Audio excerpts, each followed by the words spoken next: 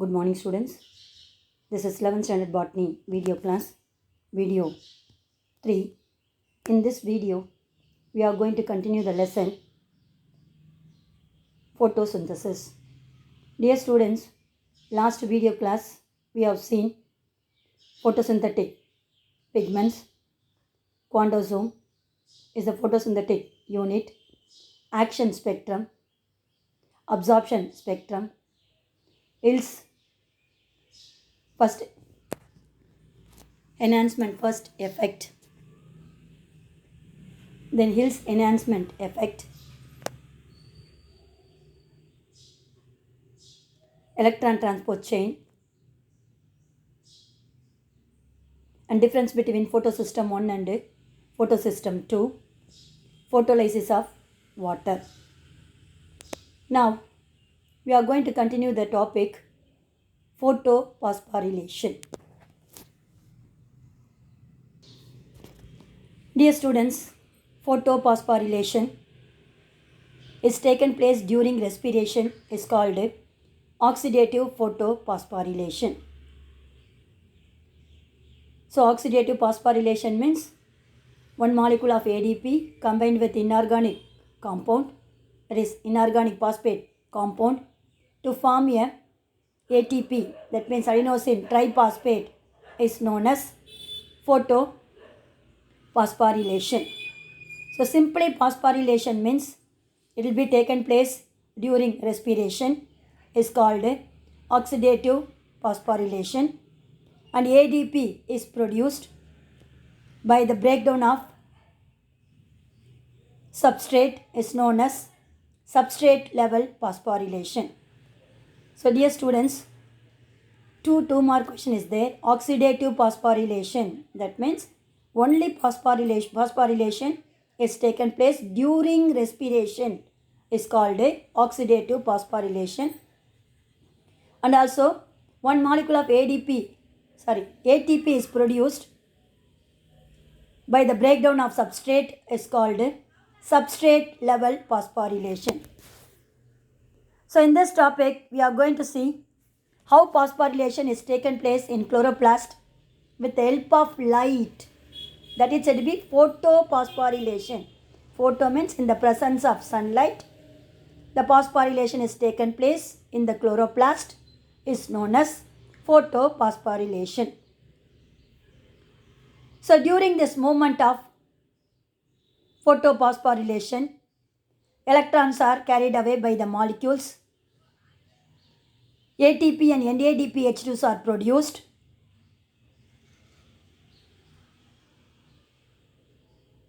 In the chloroplast, phosphorylation is the process of synthesis of ATP by the addition of inorganic phosphate to ADP. So that is the answer for that one. See that one. What is phosphorylation? Phosphorylation means I told you one molecule of ADP combined with inorganic phosphate molecule to form a adenosine triphosphate or ATP. That is known as, what is that one? Phosphorylation. It is divided into 3 types is there. One type, phosphorylation taken place during respiration, that is oxidative phosphorylation.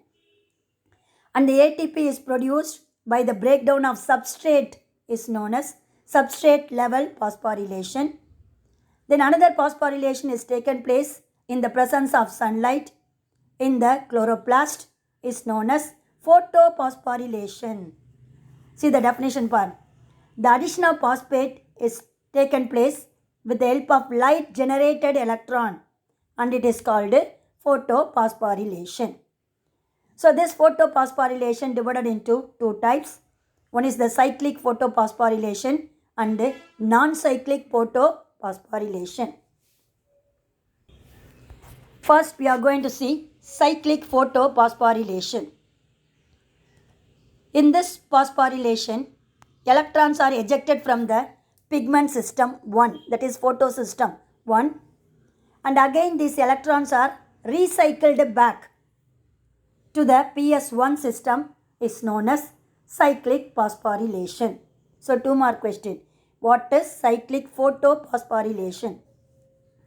Cyclic photophosphorylation refers to the electrons ejected from the pigment system 1, and again these electrons are cycled back to the PS1 system is known as cyclic photophosphorylation.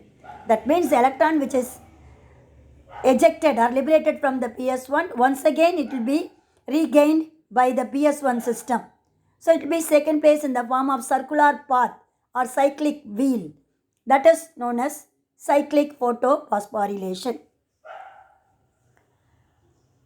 When the photons means what is that one? Light energy, sunlight energy, activates P700. What is the P700 reaction center? Photosystem 2 is activated. Electrons are raised to the high energy level.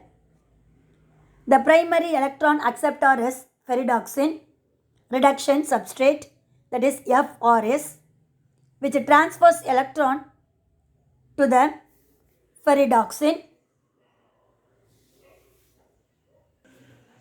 that is FD, plastoquinone PQ, cytochrome B6 and cytochrome F complex, plastocyanin PC, and finally back to the chlorophyll P700, that is PS1. So during this movement of electrons, adenosine diphosphate is phosphorylated by the addition of inorganic phosphate and generate adenosine triphosphate. So this cyclic photophosphorylation produces only ATP and there is no NADPH2 formation. Dear students, kindly underline the word. We will see this one in the difference between cyclic and non-cyclic photophosphorylation. Is an important 5-mark question. So the first point in cyclic photophosphorylation is it will be taken place only in PS1 system. Okay, wow. Then next, ATP only produced, NADPH2 is not generated. Then electrons are ejected from the photon, that will be recycled back by PS1 system. See, at each step of electron transport, electron loses potential energy and is used by the transport chain to pump hydrogen ions across the thylakoid membrane. So this proton gradient triggers ATP formation in ATP synthase enzyme situated on the thylakoid membrane. That means formation of ATP in addition of inorganic molecule plus adenosine diphosphate is synthesized by the enzyme is known as ATP synthase, which is present in the thylakoid membrane.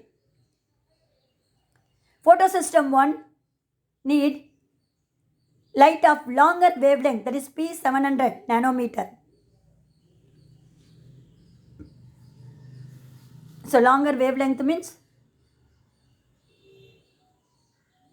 so less than P700 nanometer. It cooperates under the low light intensity, less carbon dioxide under anaerobic condition, which makes it considered as an earlier evolution. So the photosystem 1 is activated only the wavelength which is lesser than P700. Now we all know that one. PS1 means what is that one? P700. PS2 means P680, isn't it? Sorry, PS1 means P700. PS2 means P680. So here the photosystem 1 is need light of longer wavelength. So under low light intensity, less carbon dioxide is fixed. Under anaerobic condition, which makes it considered as earlier in evolution. Dear students, see the diagram.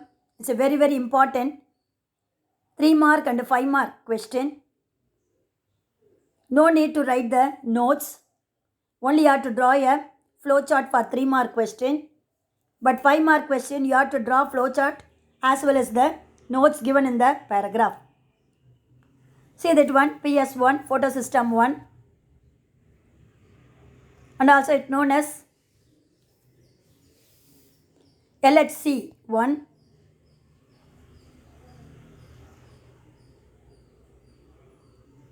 which are absorbing the sunlight energy, that is P700, and get excited. It liberate the electrons, which is in pink color, was absorbed by electron carrier, is known as ferredoxin reduction substrate. So these electrons are once again absorbed by different electron carrier. First electron carrier is ferredoxin. Then from that these electrons are captured by cytochrome B6. Between ferredoxin and cytochrome B6, one molecule of ATP is produced. The next, the electrons move from cytochrome B6 to cytochrome F. So another ATP molecule, that is phosphorylation, is taken place. Then from that electron cytochrome F2 carried away by plastocyanin. Finally, it will be get back to the PS1 system. So the electrons are moved in a cyclic pathway in the presence of sunlight. So this phosphorylation is known as cyclic photophosphorylation.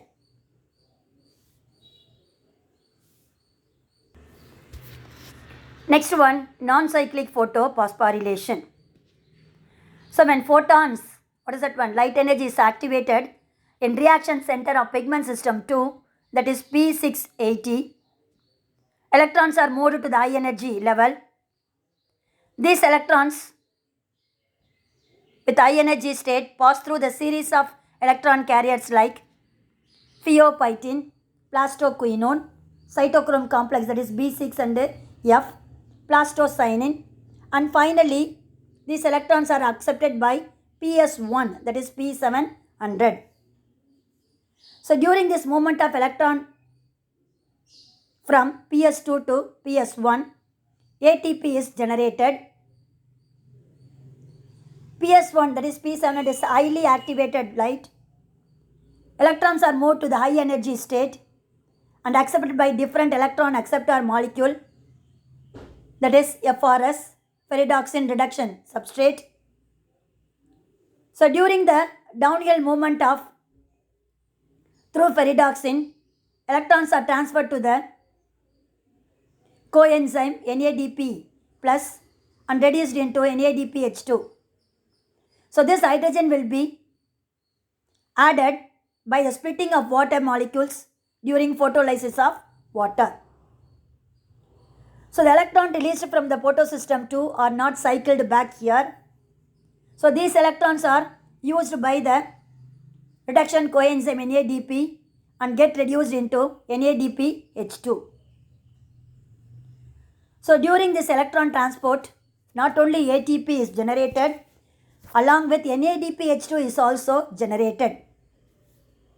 Hence, this phosphorylation is known as non-cyclic photophosphorylation. So the electron which flow, so look like appearance of the letter Z, so it is known as Z scheme. If there is no availability of coenzyme NADP for reduction and there is no splitting of water molecules, in both PS1 and PS2 are activated. So non-cyclic electron transport, PS1 and PS2 both are involved and cooperatively to transport the electrons from water to the NADP coenzyme. So this is said to be the non-cyclic photophosphorylation. See the difference between cyclic and non-cyclic photophosphorylation. Cyclic, PS1 only activated. In non-cyclic, PS1 and PS2 are activated. Then the electrons are released by the water splitting in the presence of sunlight. So these electrons are not cycled back. But in the PS1 cyclic phosphorylation, electrons are cycled back. No photolysis of water in PS1, that is cyclic photophosphorylation. Non-cyclic photophosphorylation, splitting of water molecules in the presence of sunlight is taken place, that is photolysis of water. Then in the cyclic phosphorylation, 2 ATP molecules are produced, but in the non-cyclic phosphorylation, 1 ATP molecules only produced. Then in cyclic phosphorylation, NADP is not reduced, but in non-cyclic photophosphorylation, NADP is reduced into NADPH2 with the help of electrons released from the photolysis of water. So that is said to be cyclic and non-cyclic photophosphorylation. Like cyclic phosphorylation, non-cyclic photophosphorylation is also very important 5-mark question. The diagrammatic representation is the important 3-mark question. Dear students, see the flow chart of non-cyclic photophosphorylation. PS2 is activated and LHC is also activated. They are absorbing the light energy with a 680 wavelength from the sunlight. So at that time, one molecule of water is split into oxygen and hydrogen in the presence of sunlight. With the help of the minerals, manganese, calcium and chloride ions, it split into oxygen and 4 hydrogen molecules and liberate the 4 electrons also. So these electrons only, which is present in the PS2, is transported in different electron carriers. Here first it is absorbed by Q complex, that is a coenzyme. Then these electrons are carried away by pheophytin. Then again it will be transferred to plastoquinone. Then again it will be carried by cytochrome complex B6 and F complex. And it will be transported to the plastocyanin. So here, see the diagram, only 1 ATP molecules are phosphorylated between cytochrome B6 and F complex and plastocyanin complex. But in this cyclic, how many ATPs are produced? 2 ATPs are produced. Then once again these 4 electrons are get back to the PS1 system. They are also absorbed sunlight energy at wavelength P700, liberate 4 electrons. These 4 electrons are absorbed by ferredoxin reduction substrate and liberate the 4 electrons which are absorbed by ferredoxin. But these electrons are get reduced by NADP, is a coenzyme, reduced into NADPH2. But here, how this NADPH2 produced means 4 hydrogen molecules which are released from the splitting of water molecules is absorbed by 2 NADP and produce 2 NADPH2 molecules. So, in this non-cyclic photophosphorylation, PS1 and PS2 are active. Only 1 ATP molecule is produced. 2 NADPH2 molecules are get reduced. And also photolysis of water is taken place. So this is the difference between cyclic and non-cyclic. At the same time, the electrons are not cycled back. The shape of the non-cyclic phosphorylation is look like in the form of Z shape. So this scheme is known as Z scheme. So this is the cyclic and non-cyclic photophosphorylation is totally known as light reaction or Hill reaction.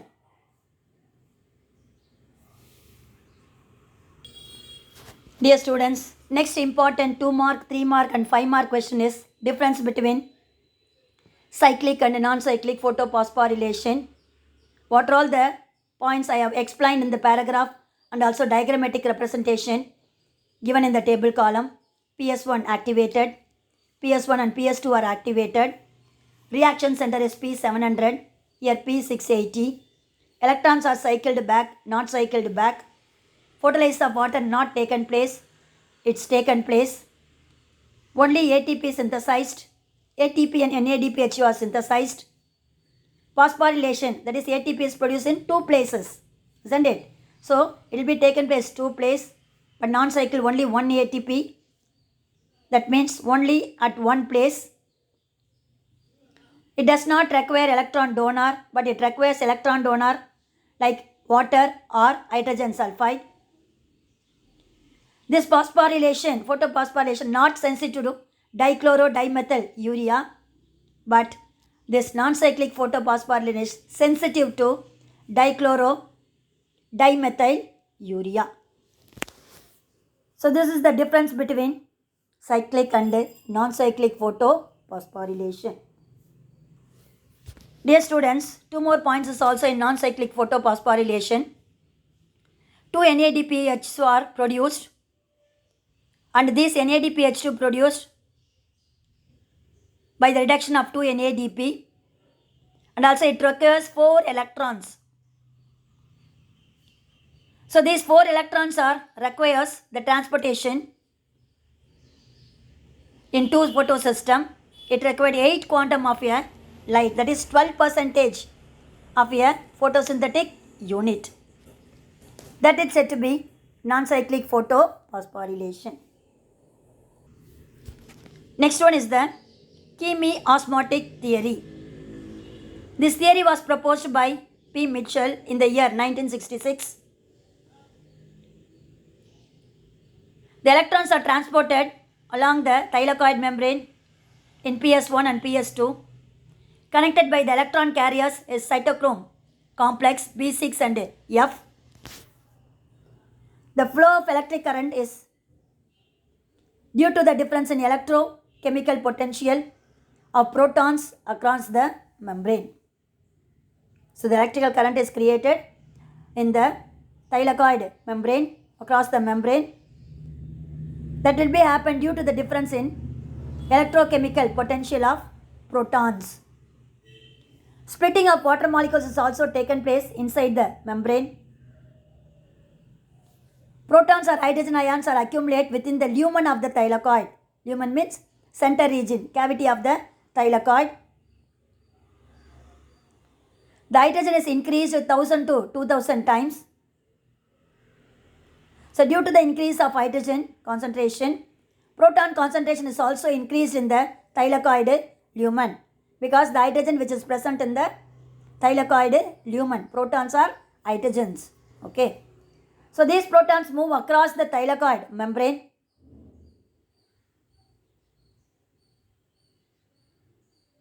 Because the primary acceptor electron is located outside the thylakoid membrane. The protons in stroma is less number and creates proton gradient. That means in the lumen of the thylakoid only the hydrogen molecules are, that is protons are high concentration. That outside the thylakoid membrane, that means stroma region, matrix of the chloroplast. So the number of the protons are very less. So it creates the gradient, proton gradient.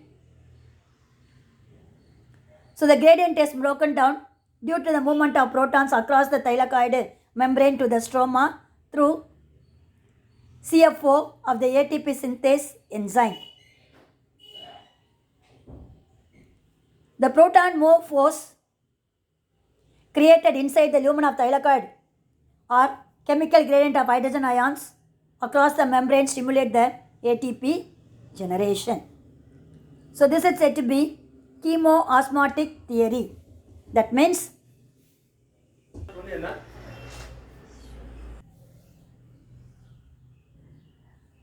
so this chemoosmotic theory is very important, 5 mark question.